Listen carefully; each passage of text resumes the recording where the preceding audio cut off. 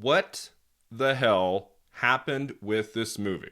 Hi, it's Brian. This is the awards contender, and today we're talking about a movie that is not going to contend with any awards in 2024, except for maybe, the Razzies. This is my spoiler review of David Gordon Green's The Exorcist Believer. If you have not seen the movie yet and you don't want anything spoiled for you, come back later after you've watched The Exorcist Believer. I'm going to spoil the hell out of this movie. I'm going to talk about the end. I'm going to talk about all the big twists and turns. So this is your final warning, okay? All right, here we go.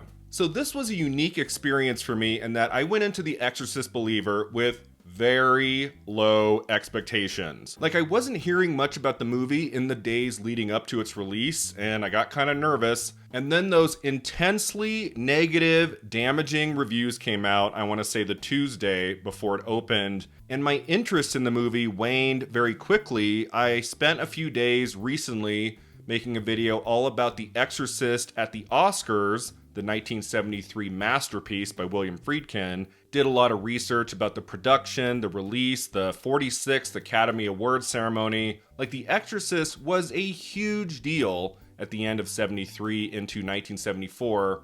And it is one of the great movies of all time. I love The Exorcist. Every time I watch it, I am so impressed with the performances, the cinematography, the pacing, the structure. Everything about The Exorcist works beautifully. So the one thing about The Exorcist Believer I was intrigued by, even after the bad reviews came out, was the return of Ellen Burstyn 50 years later playing Chris MacNeil, a role that earned Burstyn an Oscar nomination for Best Actress in 74. Like, that was kind of interesting to me. Ellen Burstyn back as that character. Even if the new Exorcist was going to be really bad, I wanted to see that Ellen Burstyn performance, and I had heard that Linda Blair was also in the new movie, reprising her role of Reagan.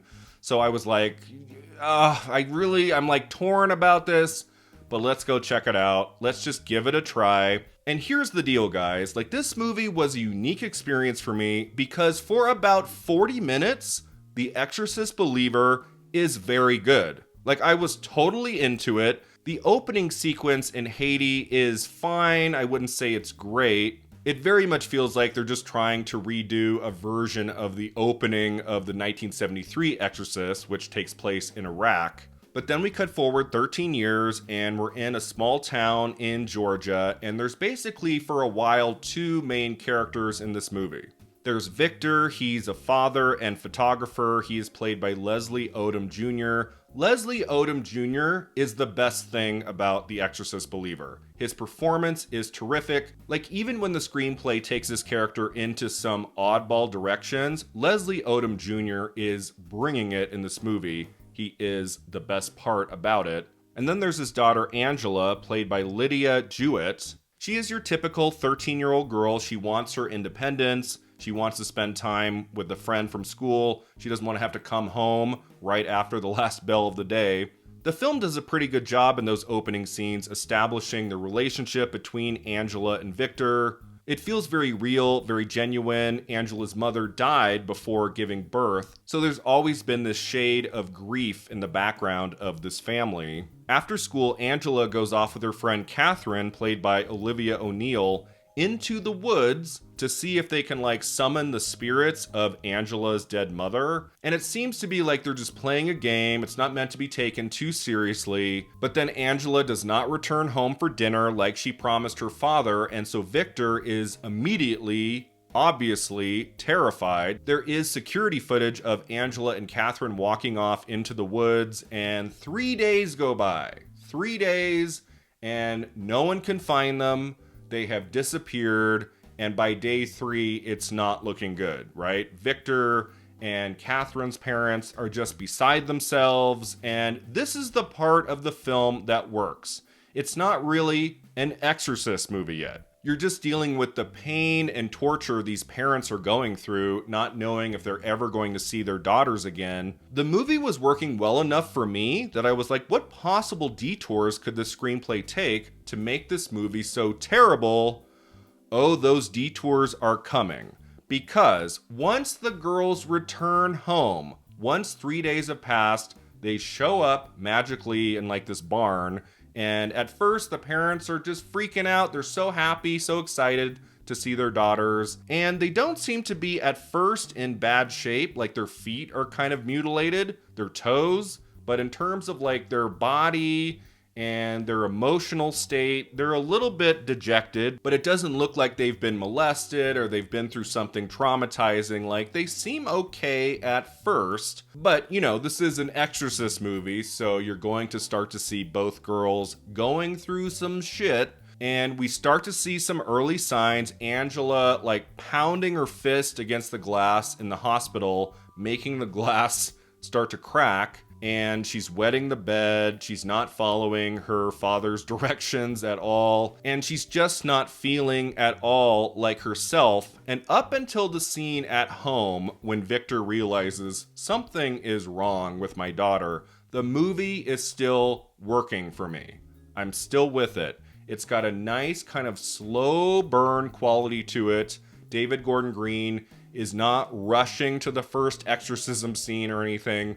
Like, he's letting the characters develop. But here is where the hot mess comes in and never recovers. That slow burn, that pacing I admired in the first 40 minutes of The Exorcist Believer is thrown out the window.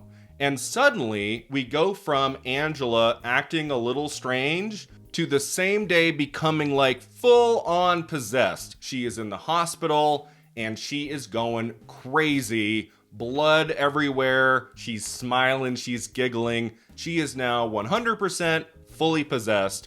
And I was like, okay, like that was kind of fast, but okay, I can still go with this, I guess. Ann Dowd, the great Ann Dowd, plays a nurse at the hospital who takes care of Angela. And she is, coincidentally enough, their next door neighbor, which you just kind of, I guess, have to buy into. So Ann has a moment with Angela in a hospital room where Angela is possessed, saying profane things, and blood starts to form like in her stomach area. And then like immediately in the next scene, Anne is showing up at Victor's doorstep with a book written by Chris MacNeil. She says, "Hey, I know who can solve your problem. I know how we can fix Angela. You need to give this 90-year-old Chris MacNeil a call because her daughter was possessed in the 1970s and she wrote this famous book about it. Give her a call, go visit her, and everything will be fine." Okay, so Ellen Burstyn returning as Chris MacNeil was the main element that had me intrigued enough to go see the new Exorcist movie.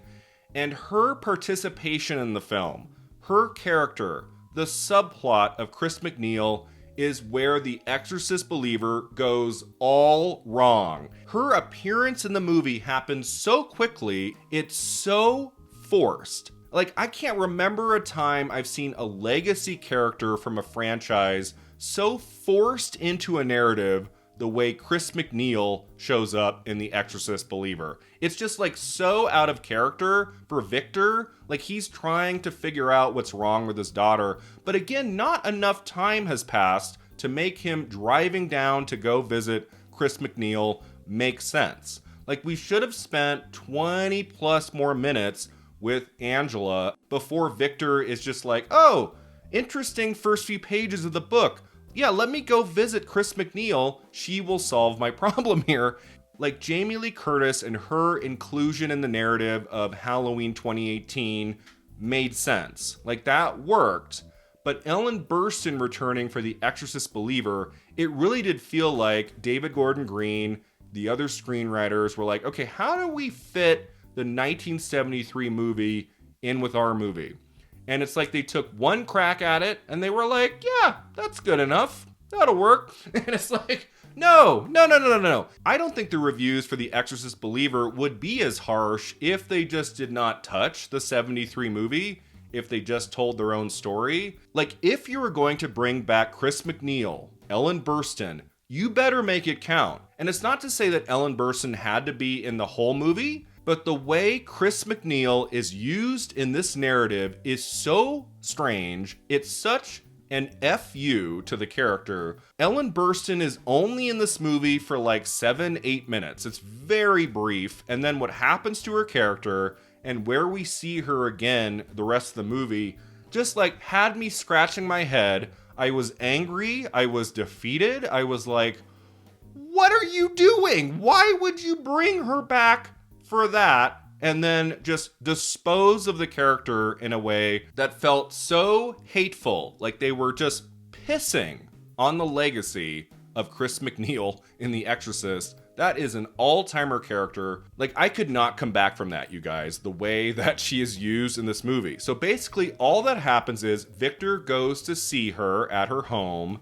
and they have a chat, like, in her kitchen area, where she reveals that she has no relationship with her daughter, Reagan. Chris wrote this national bestseller that apparently everyone still has a copy of in, like, 2023. All about Reagan's exorcism, and since the book has come out, she says that Reagan has cut off all ties with her, is living her own separate life, and that character development on principle didn't really work for me. I was like, no, I don't think Reagan would have done that to you. Chris is also upset 50 years later that she was not allowed into the bedroom to witness the exorcism of Reagan. She says it was the patriarchy that did not allow her to be in there. It's like, whoa, wait, what? Like, she has an issue with what took place in that room? You should be grateful that those two men gave their lives to saving your daughter. Like, that was a weird line in the script. So Victor tells Chris all about what's going on with his daughter, Angela. And again, it doesn't take very long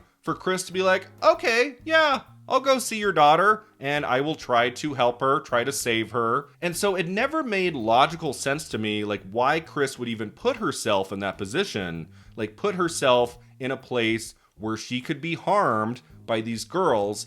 I should say by now in the movie, we have also established that the other girl, Angela's friend Catherine, has also become possessed. She goes absolutely berserk in this church scene that never quite worked for me. It's a little bit silly and overdramatic what happens in the church, where you realize, okay, Catherine is also possessed. And it turns out Angela is not the only girl that Chris is going to visit. She's also going to visit Catherine, seemingly in like the same hour, 2 hours of the same day. And again, everything is happening way too fast. Like, this should have a lot of gravitas. Like seeing Chris have a moment with a girl who's going through the same thing that her 12-year-old daughter Reagan went through in the 70s.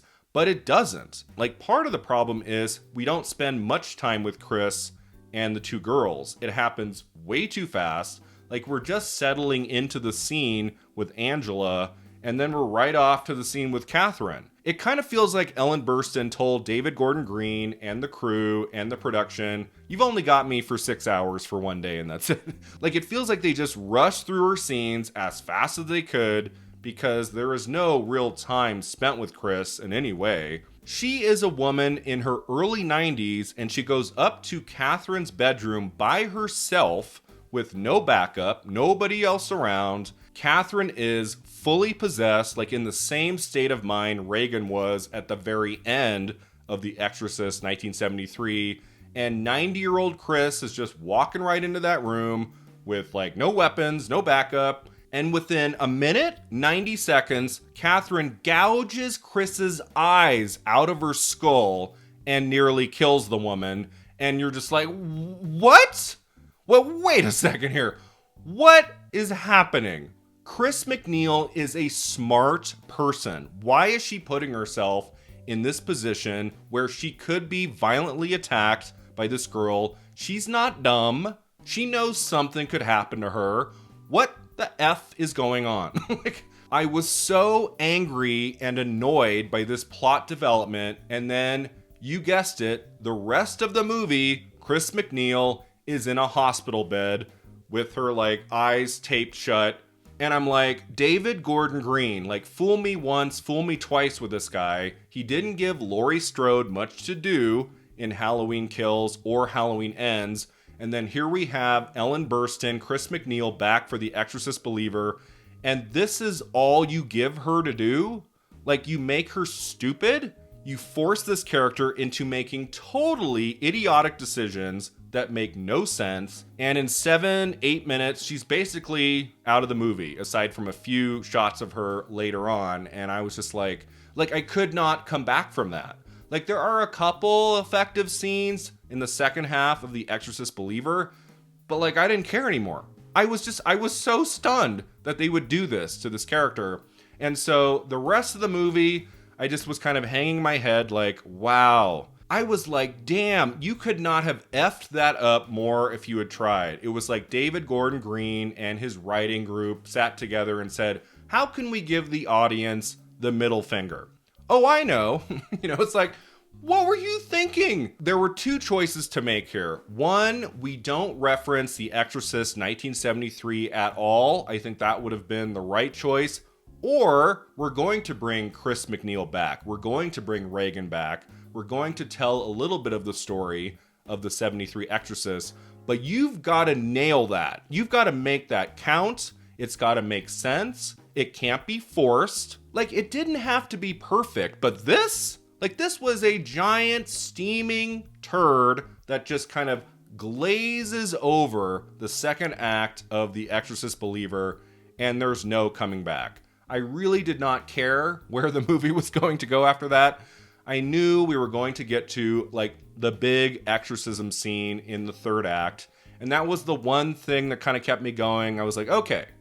Like, David Gordon Green can be a strong director when he wants to. Like, at least at the scary movie level, the exorcism scene of the two girls tied up in chairs in that third act will at least be scary and entertaining. I cannot tell you guys how dull the last 20 to 30 minutes of The Exorcist Believer is.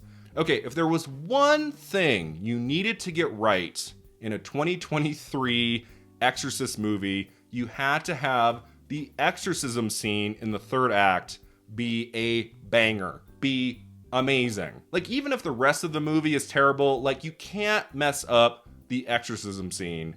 And it doesn't work at all. Like, it just sits there, and I was like, what is happening? So let's break down the main problems with the third act of The Exorcist Believer. Like, outside of the Chris MacNeil element, the other major flaw of this movie is trying to incorporate two possessed girls instead of just one. I guess they thought, geez, if the first movie only had one girl in the bed, what if this one had two? Oh my god. The big problem is we never come to know Catherine very well. She's very much a side character. Angela gets a lot more screen time in the first half hour of the movie. So because we never get to know Catherine, she's just kind of a non-entity. Like, almost her entire role in the movie, she's already possessed. We barely got to know her as a person before. So you don't really care about her that much in the third act. And there's just too much going on with having two different people possessed. We're jumping back and forth between them. And so that was a problem for me. I feel like this movie would have been a lot better if it was only Angela who was possessed. The second big problem is in the exorcism scene, the room is way too crowded. There's like 6, 7, 8 people in that room at any given time. There are people going in and out. There's Anne, the nurse from the hospital. There's the parents of Catherine. There's Victor. And then a priest comes in at some point, and he is disposed of almost immediately. And there's just too many things happening. In the 1973 Exorcist, I like that we're really just with those 3 people for 20 to 30 minutes in that room. We're not jumping around, different characters, 7, 8 different people. The priest who eventually comes in to conduct the exorcism is also supposed to be like this monumental narrative moment, but that's another character who you don't get to spend much time with in the first part of the movie. So when he shows up, I'm like, okay, who are you again? Like, it has like no meaning at all. His death in the film of his neck like completely twisting all the way around is kind of cool, but I wish it would have had more impact if we'd gotten to know that character a little bit more. And it's also just funny to me that in a 2023 Exorcist, like, nothing the 2 girls do or say throughout the entire movie is even close to as shocking as it is in the 1973 version. So what you're watching at the end is just kind of like a watered down chaotic version of what we already got in the 73 movie. So it's like, well, what's the point? Like, what are we doing here? Like, if you're going to make an R-rated Exorcist movie in 2023, you gotta up the ante. You gotta do something kind of big and wild, unpredictable maybe, like completely upend our expectations in some way, make it exciting and thrilling, and it doesn't work. Like, it just was so disappointing. And I also thought at the end of the day, I was like, you know what? If you were just going to bring back Chris MacNeil for 7-8 minutes of screen time, like, she should have been in the end of the film. She should have been a part of that exorcism scene. I feel like she should have turned down Victor's request to help out with his daughter Angela at the halfway mark, and then maybe we saw her a couple more times as she's toying with the idea and comes into the exorcism scene at the end and plays a vital role in helping out both girls. Like, if she was only going to be in the movie for a few minutes, that would have made more sense to me, rather than just having her be in like 5 quick consecutive scenes in the middle, and then for the most part, she's just not in the rest of the movie. I do feel like Chris MacNeil's presence during the final exorcism would have lent more gravitas to that moment. I mean, I guess one surprise we do get is that both girls do not live at the end of this movie. Catherine dies. Angela survives. And then, yeah, that's basically the movie. Angela and Victor seem to be doing better. We get this kind of epilogue scene at the end. And I'm like, okay, I've heard that Linda Blair is in this movie. She's going to be at the very end. She's going to come visit her mom in the hospital. And it'll be very brief. And so I was right. Now, I will say, watching Linda Blair and Ellen Burstyn on screen for even like the 10 seconds, 15 seconds that they're in the same frame, I found to be very emotional. Like, to see those actors as those characters again for a brief shot was kind of effective. Like, I liked it. Like, it was nice to see them together. It's a brief, lovely, tender moment we get between Regan and Chris right before we cut to the end credits. But does the movie earn it? Does it earn the reappearance of those two characters? Does it earn the catharsis of their reconciliation? No, not really. It feels like an afterthought, honestly, and it's just too fast. I wanted a little more. Like, if you're going to bring back Linda Blair and Ellen Burstyn, why have it be so brief? Why not give us a little bit more? I don't know. I just think The Exorcist Believer was trying to do too many things. This movie needed to be a sequel to the 1973 film, or just like not really touch on the events of the 73 movie and do its own thing. It maybe could have like brought up in dialogue something that happened with Regan, with Chris, but bringing those two characters back for this movie, they needed to get that right. And it is all wrong. I do not know how they're going to make 2 sequels to this. Like, there is nowhere else to go. I think they're going to have to completely start this from scratch in the next installment, if there are going to be a couple more. And now, having watched Halloween Ends and The Exorcist Believer, I do think it would be best to go with someone else than David Gordon Green to make the next one. Like, I think I've had my fill with him. He can be a really good director when he wants to be, and I really, really like the Halloween 2018 movie, and I enjoyed Halloween Kills more than others. But Halloween Ends I found to be a big, fat disappointment, and now this movie's even worse. Filmmakers just cannot come up with a good Exorcist sequel. Like, the only one that works, sort of, is the 1990 Exorcist 3, written and directed by William Peter Blatty. But we've had, 3-4 other movies throughout the decades that just don't work at all. And here we have The Exorcist Believer, and it's one of the worst ones. I don't know if it's as bad as Exorcist 2. Like, that movie's really dull. Like, really boring. I watched it once. I think because the opening 40 minutes of Exorcist Believer are pretty good, I would rank this higher than Exorcist 2. But yeah, I walked out of this movie shaking my head. It had so much promise for a while. Like, I thought, hey, this might actually be okay. And it just goes haywire. The Exorcist Believer is one hot mess of a movie. What a frickin' letdown. I give this film a 3 out of 10.